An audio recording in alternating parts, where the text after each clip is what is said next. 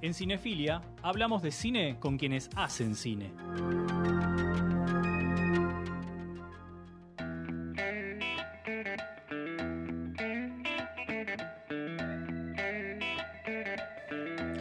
Bueno, esta es la semana en la que se cumplen 50 años del golpe de Estado cívico-militar y nos vamos a ocupar de dos notas alusivas a esto. La primera es la película de Alejandro Cohen-Arasi, Cona de Pianos.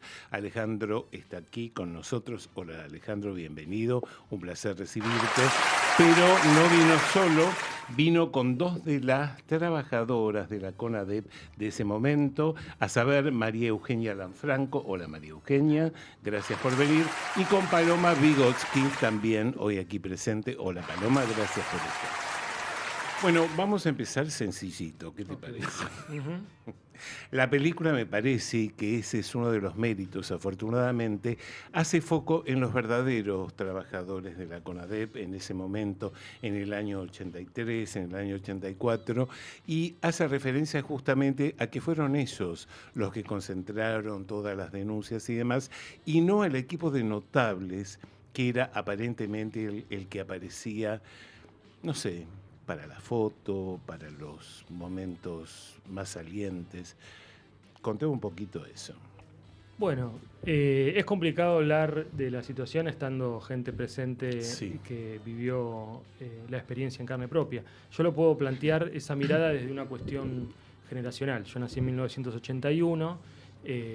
Afortunadamente en mi casa siempre hubo mucha politización o conciencia social, entonces yo estoy despierto a la vida política desde temprano, afortunadamente.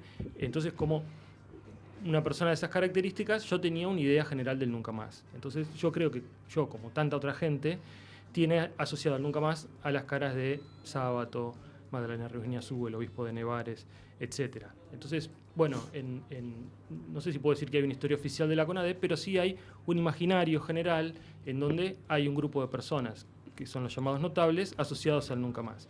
Entonces, independientemente de la, podríamos decir, dinámica laboral que tuvo la CONADEP y el lugar que ocupaban esos notables, o la idea que podían tener el común de la gente sobre quién hacía realmente ese trabajo, hay una historia que habría que analizar cuáles son las circunstancias en por qué quedó invisibilizada, que había un equipo de más de 100 personas haciendo ese trabajo, investigando, recabando información, que una pequeña parte de eso quedó en el nunca más, pero que el gran volumen de esa investigación fue producido por un equipo humano anónimo, podríamos decir, para la historia argentina, que es el trabajo tan importante que posibilitó no solamente el juicio a la Junta, sino tantísimos juicios que fueron sucediendo después. Claramente esa invisibilización es producto de la política de ese momento, ¿no es cierto? Bueno, no sé. Acá parece que decían. Acá hay caras. Los que están en el streaming vemos que la gente de otra que no es de mi generación pone caras. Hay lecturas, digamos. Me parece que lo interesante es ver la película. Vamos a darle la palabra a María Eugenia en este caso. Gracias. Cuando uno mira retrospectivamente, tiene una imagen que es verdad que pareciera que el nunca más fue escrito por los notables y que la investigación, y es verdad, esa es la cara pública. Sí. Ahora, yo tenía 20 años cuando entré a trabajar en la CONADEP.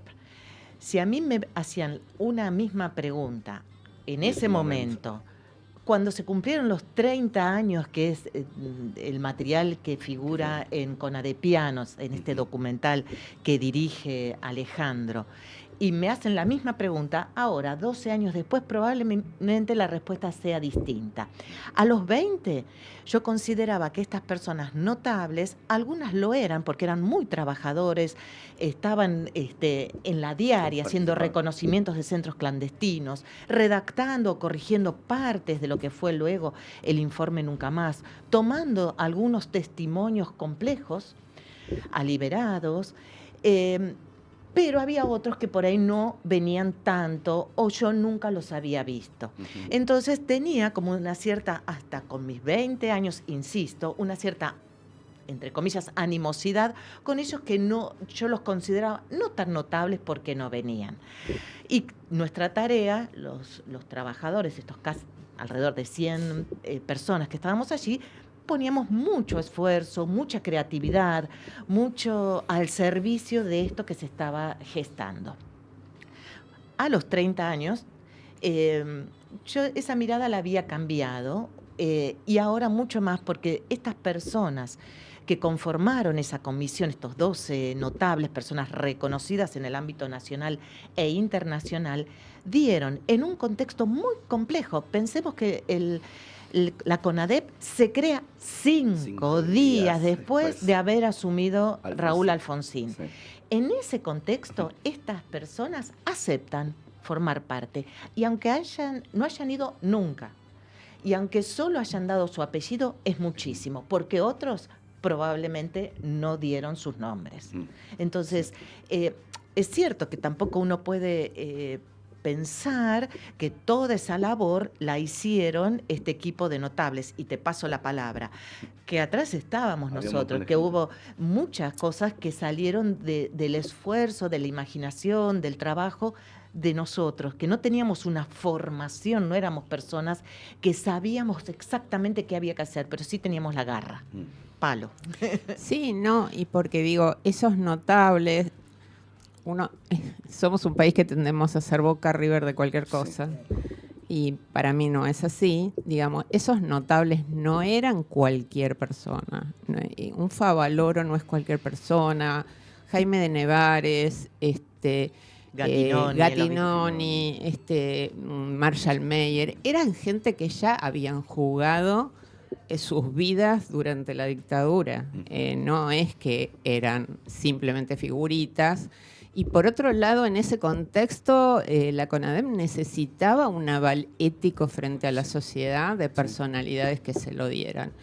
Entonces, no tiene mucho, para mi sentido, hacer una dicotomía de eso. Sí valorar, obviamente ahora, que es lo bueno de la peli, el trabajo que aparte hacíamos los trabajadores, digamos, pero sin ponerlo en contraposición. Me parece bien esta aclaración, pero vaya el tema que yo no quise sembrar una dicotomía, pero sí quise precisar lo que un poco Alejandro decía, en cuanto a que el imaginario popular creía una cosa y el documental bucea en otra. Entonces, ahí está la importancia, ¿no? No solamente trata de este matiz, el documental, sino que también a través de los testimonios de acá de la compañera María Eugenia, que es parte de la película, y 6 testimonios más, se indaga un poco en el clima social, no solamente en el escenario político, que es determinante para la creación de la CONADEP y para estas, podríamos decir, limitaciones que tuvo la CONADEP,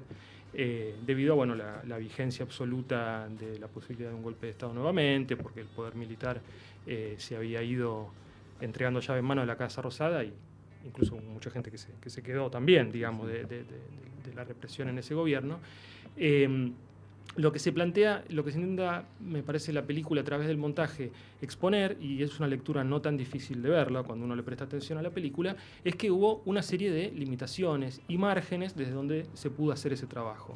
Entonces uno tiene todo el derecho del mundo a tener una crítica en el año 2014, en el 2026 o en el 2030 sobre el obrar político de esa comisión, o cómo estuvo conformada en realidad, o el objetivo político que perseguía, o lo que sea, pero siempre lo que se destaca es que dentro de todas esas limitaciones se pudo obrar, incluso de manera crítica, generando un documento que forma parte de la historia argentina. Sí, totalmente. Quiero ir a ustedes. ¿Cómo, alguno lo dice en el documental, pero digo, cómo decidieron entrar a formar parte de la CONADEP y qué fue eso para sus vidas? Pequeña. Bueno, en mi caso particular, yo durante la dictadura, mi madre, que era una actriz, se exilió, yo decidí quedarme en la Argentina con mi papá, y en el año 76 yo empecé a trabajar, a militar, digamos, en derechos humanos, en la Liga Argentina por los Derechos Humanos, luego en la Asamblea Permanente, eso durante toda la dictadura, y cuando en la Asamblea Permanente estaba Graciela Fernández Mejide, sí. y cuando se crea la CONADEP y se necesitaba gente que tuviera algo que ver con derechos humanos, porque había mucha gente que por ahí estaba, pero que no estaba empapada de los temas de derechos humanos, necesitaban convocar gente, entonces me pidieron si podía ir a la CONADEP y ahí empezamos a trabajar en la CONADEP. Sí, y así fue como llegué. Yo llegué en tren, no en avión. Yo provengo de una familia sencilla de Ituzaingó, del conurbano. Mi padre era radical, mi mamá peronista, escuela primaria incompleta. Uno completa, otro incompleta. Pero familias donde en la mesa se hablaba de política. Que esto yo siempre lo cuento porque digo, bueno, ¿cómo han cambiado los tiempos? Se podía estar casado y muchos años hasta que la muerte los separó con ideologías diferentes, ¿no? Estábamos de vacaciones, bueno, lo hago corto porque en la película también aparece, se cuenta. Yo estaba de vacaciones, así que vayan a ver la película, con mi familia en Villa Gesell, pasando el 31 de diciembre del año 83. La CONADEP era una noticia, aparecía en los periódicos quiénes la estaban conformando, estos notables y demás, y ahí en la película no lo digo exactamente cómo fue, porque mi hermana Alejandra, un poco más grande que yo, dijo, si yo tuviera tiempo iría a colaborar con esta gente. Yo tenía tiempo porque era la más chica y trabajaba solo 4 horas en Ituzaingó a la mañana, entonces dije, bueno, cuando vuelva voy. Hice eso. A fines, no me acuerdo en qué fecha de enero, volví, me tomé el Sarmiento y me fui al Centro Cultural San Martín, al segundo piso, donde funcionó la CONADEP durante los 9 meses. Me presenté y dije que quería colaborar, aunque sea sirviendo café.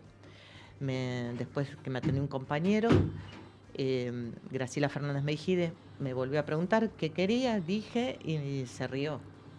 Y me dijo, bueno, ¿cuándo querés comenzar? Mañana. Y al otro día comencé.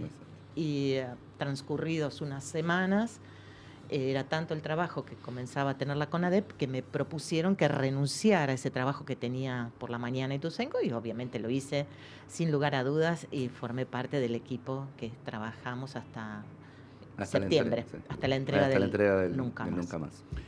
Otro de los aciertos que tiene este documental es que muestra con exactitud la dicotomía casi entre derecha e izquierda, o entre derecha y no derecha del propio gobierno, cuando se presenta el libro y con el anuncio del entonces ministro del Interior, Trócoli, dando a conocer una teoría que no tenía nada que ver con los objetivos de este documento, ¿no?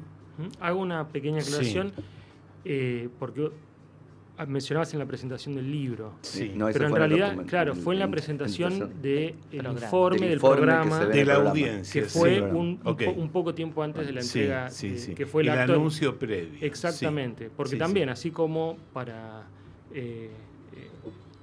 lo que fue la crítica a esta teoría de los 2 demonios, digamos que el prólogo del Nunca Más sería como el marco teórico de esa teoría, ¿no? El puntapié inicial, que encontramos que en la transmisión del programa hay un antecedente, ¿no? Que es la apertura del programa con las palabras del ministro. Con las palabras del ministro del Interior. Y la cara de Sabato, eso también estuvo bueno. Digo, en el documental vos no haces un recorte de eso y lo mostrás a Sabato. Es polémica la cara mirando. de Sabato para mí. A mí me resultó muy intrigante porque hay un misterio. Sí, totalmente. Por eso digo, vean esa parte también. Para mí no hay ningún misterio, pero bueno. Bueno, mirá, yo hasta creo que abusé, yo hago una crítica como montajista, creo que hasta abusé un poco en subrayar la gestualidad de Sabato frente al momento, porque vamos a abrir la puerta de la cocina. Yo no puse el pedazo del programa de televisión que está hablando Trócoli tal como fue emitido, digamos. Exacto. Subrayé, la expresión, claro, la expresión de Sabato. Porque bueno, qué sé yo, si alguien lo recuerda, durante la dictadura Sabato tuvo un encuentro con Videla, la que fue la Cena de la Cultura. Entonces, La película también habla sobre las presiones políticas por parte del Poder Ejecutivo dentro de la Comisión de Notables, por si ponían los nombres de represores o no ponían los nombres de represores. Bueno, quiero decir que tal vez no era tan autónoma la dirección de la comisión. Entonces, bueno, tal vez en ese gesto, en ese silencio de Sábato, mirando medio al vacío, mientras Trócoli decía una serie de barbaridades. Que no representaban además la tarea de los miembros de la CONADEP. Exactamente. Por otra parte, ¿no? Exactamente. Mira, por mi experiencia viendo analizando reacciones del público en la sala o cuando uno tiene la posibilidad, podríamos decir que el único momento cómico, hay momentos que podemos decir que son más livianos o que se pueden prestar a la sonrisa, pero podríamos decir que el momento cómico es cuando se contrasta la palabra de Trócoli con la palabra inmediatamente en la secuencia que sigue de los trabajadores dando su opinión. Tal cual. Sí, totalmente. Digo, a ver, porque a mí me parece súper interesante, digo, yo he laburado el tema, he tenido la posibilidad de entrevistar a todos y entonces, digo, me parece interesante escuchar las voces de ustedes, digo, un poquitito que se ve en el documental, pero como para incentivar también a que vayan a ver el documental, de lo que fue ese laburo, de lo que fue encontrarse con ese horror en la cotidiana, porque ahora uno tiene los 50 años encima, puede saber, no saber, puede fingir demencia, puede hacer lo que quiere con eso, pero digo, me parece que en ese encuentro de ustedes, con los testimonios también de la gente, y empezar a ver si eso que ustedes transitaron, como cualquier ciudadano común, era más, era menos, qué pasó qué nos pasó, qué hicimos que nos pase. Vos antes nos habías preguntado cómo llegamos y qué nos había pasado. Sí. Bueno, hay un común denominador, casi podríamos decir, de los compañeros que sin ponernos de acuerdo, hemos dicho, no solo en el documental, sino en la vida personal de cada uno, compañeros que no están, los testimonios allí, que fue el trabajo más importante que hicimos en nuestras vidas. Después yo quedé y trabajé también, quedé después de la CONADEP, se conforma la Subsecretaría de Derechos Humanos y el archivo CONADEP sirvió de base fundamental para el juicio a las juntas. Yo también quedé, entonces muchas veces digo la CONADEP y también el aporte, la colaboración que pude haber hecho con el equipo de trabajadores de la Fiscalía que llevaron adelante el juicio. Mis hijos y la CONADEP. Creo que todos los que estuvimos allí nos cambió de alguna manera o nos marcó la vida. Digo, no nos cambió porque algunos éramos extremadamente jóvenes. Entonces nos marcó la vida al futuro, ¿no? Porque sí, no fue una tarea sencilla, no fue fácil. Desde leer un testimonio, identificar un centro clandestino, en un mundo donde, por ejemplo, no existía Internet, donde no existían los buscadores, donde las condiciones de trabajo eran muy precarias. No teníamos casi máquinas de escribir. Las máquinas de escribir eran destinadas sobre todo a aquellos que tomaban testimonio, a los liberados, por la sencilla razón de que esos testimonios eran mucho más extensos. Yo trabajé en archivo y tomando denuncias y nunca usé una máquina de escribir, siempre tomé los testimonios a mano. Y escuchar en boca también quiero aclarar que probablemente por el cuidado que tuve por parte de mis compañeros, nunca tomé a liberados. Yo con los 20 años que tenía, 21 que cumplí allí, los compañeros me asignaban familiares, pero tampoco era una tarea sencilla. Y era duro, porque uno todos los días se sorprendía de algún testimonio más triste. Uno que no es una historia de un señor que había tenido un hijo que había fallecido de leucemia. Tenía 15, 16 años. Su hijo muere de leucemia. Y luego desaparece otro hijo. Y su texto fue más o menos cuánto más pesaba el hijo desaparecido que él, que había tenido que llevar a su hijo fallecido, enterrarlo. Esas historias que a uno le quedan para siempre, esas caras, esos ojos, esas miradas. Bueno, Yo siempre escucho con mucha emoción a María Eugenia, nada, por la edad que tenía y porque en la CONADEP es como la memoria nuestra. Es una persona muy memoriosa y que ha hecho de su vida la memoria de la CONADEP. Y lo que pienso todo el tiempo, y ayer nos pasó también en el inicio de la película, es que con este tema de la desaparición como figura, como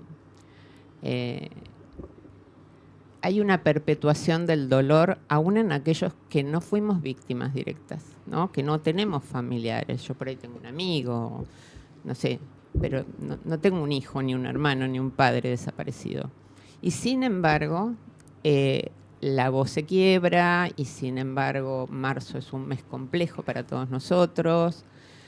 Hay una perpetuación del dolor que han conseguido con esta figura al no tener los cuerpos y también seguramente, como dice Hugo García, un compañero que también está en la película, del MED, del Movimiento Ecuménico de Derechos Humanos, había en cada uno de nosotros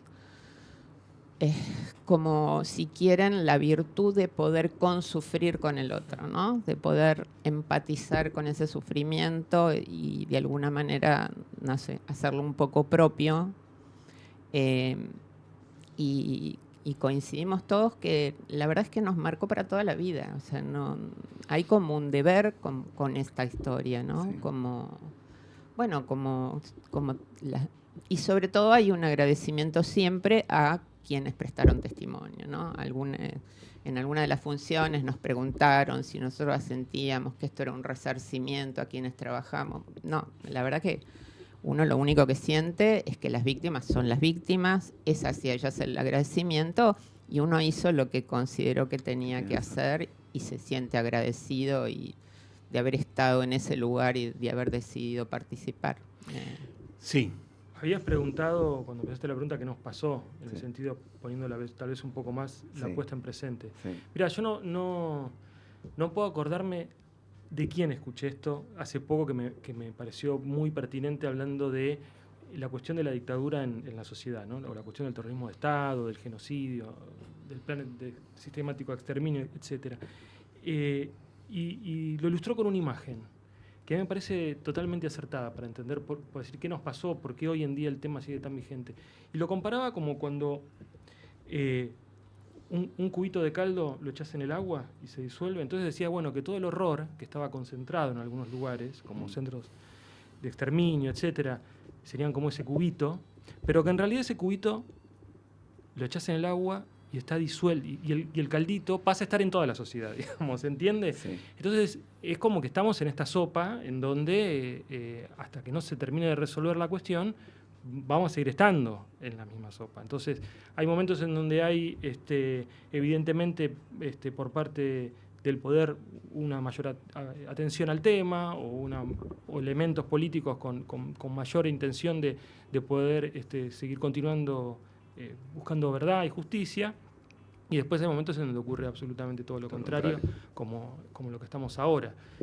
Ayer tuvimos la función de estreno, yo tenía un montón de volantes promocionando la película en la mochila, me encuentro con un tipo que tiene como la remera con el que era el logo de Hijos, que era como ese símbolo de tránsito con la gorra. Sí. Entonces le doy un volante, lo cruzo y le digo, discúlpame, te quiero invitar, estoy estrenando la película. Era un tipo de Estados Unidos, un artista de Estados Unidos, que me dice, yo pinto retratos de desaparecidos porque mi cuñado es un desaparecido, etc. Camino 2 cuadros más, paso por la puerta de una escuela y hay